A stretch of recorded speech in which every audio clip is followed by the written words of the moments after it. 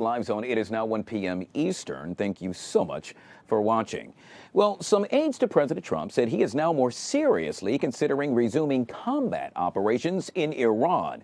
Trump said the ceasefire is, quote, on life support after he rejected Iran's counter-proposal to end hostilities. Joining us now to discuss this and so much more is Harley Lippman, foreign policy expert back here on the Live Zone. Harley, it's always good to see you, my friend. Welcome back to the show.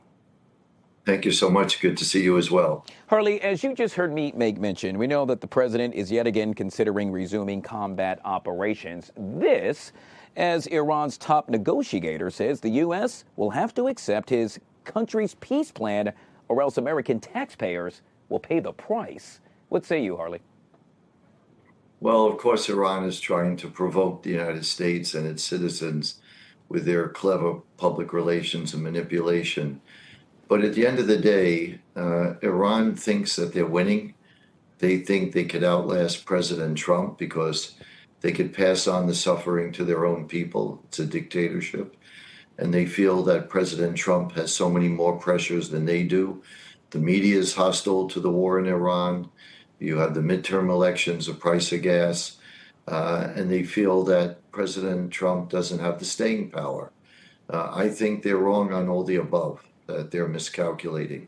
And the important thing is for President Trump to stay with it because this war, as it has been conducted, has been a resounding success. It really has.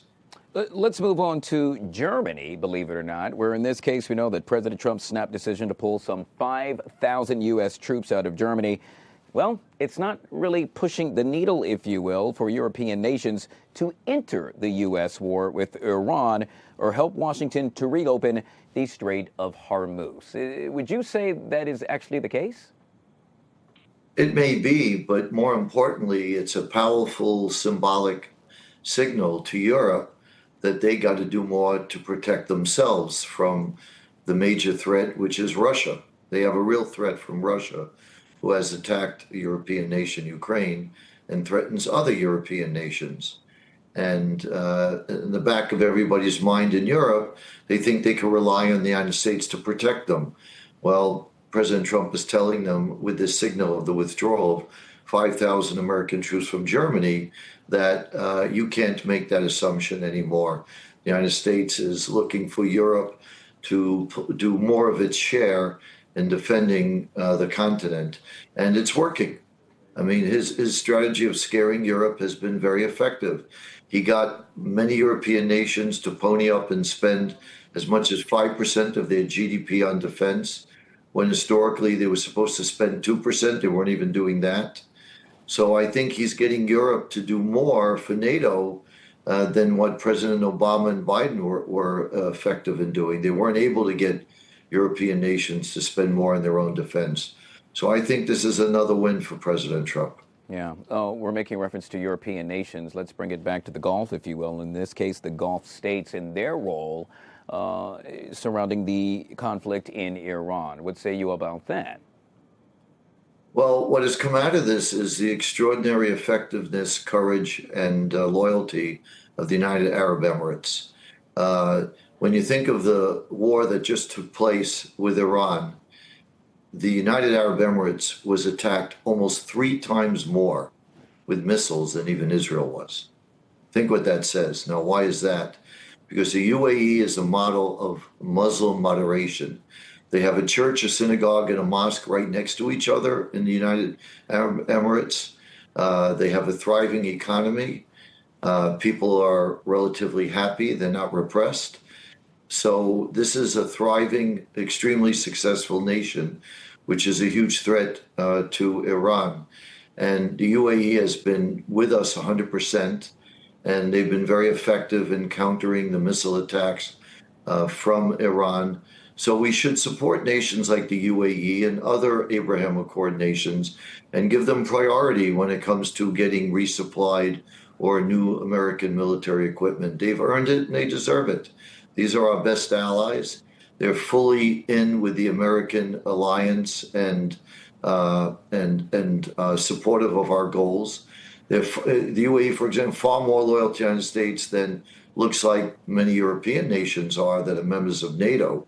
So I think that we need to send the right signals to our friends to get more of them involved with the Abraham Accords and to be more involved with supporting America's goals in the region and in the world. Harley, we'll end with this, and that is President Trump is set to depart for China today to meet with the Chinese president. The meeting between the two leaders comes at a very pivotal time in U.S.-China relations with the emergence of the Iran war. We know that China and Iran have a close strategic partnership. China isn't Iran's largest trading partner, or rather is, buying over 80% of its oil. Other topics on the table include the future of Taiwan. Of course, can't forget about trade. And oh, by the way, Harley, we definitely have to touch on AI. Do you think this trip will be very successful for both parties involved? Yes, and I think they'll make sure that that's what, behind the scenes diplomacy is all about before a big summit like this, to make sure they both come away with wins. These are the two big superpowers in the world, and nothing's more important for the United States than its relationship with China. And same thing for the Chinese.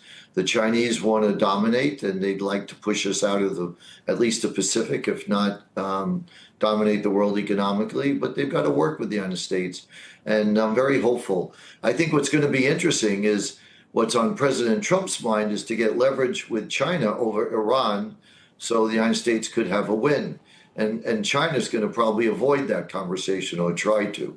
Yet at the same time, China's going to want to talk about Taiwan and get the United States to say that they don't agree with Taiwan being a fully independent nation.